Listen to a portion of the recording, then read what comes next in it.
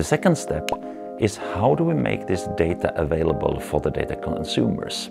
So how do they understand it? And this is the step that we call modeling.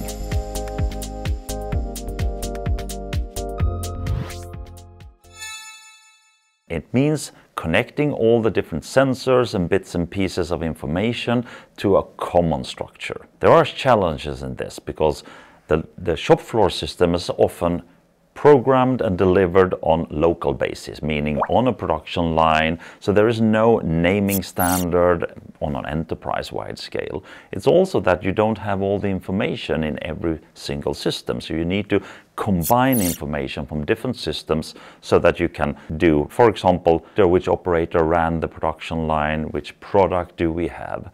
So that is information that is missing. I know if we talk about an enterprise scale, it can also be different engineering units from Fahrenheit, Celsius. So these are all challenges. Our recommendation is to try to do this modeling as close to the data producers as possible, because the closer you can do that, the more people and systems and processes can reuse it. So you basically do it on the shop floor, and then you have objects that you can use to store and analyze, send to cloud in a later stage.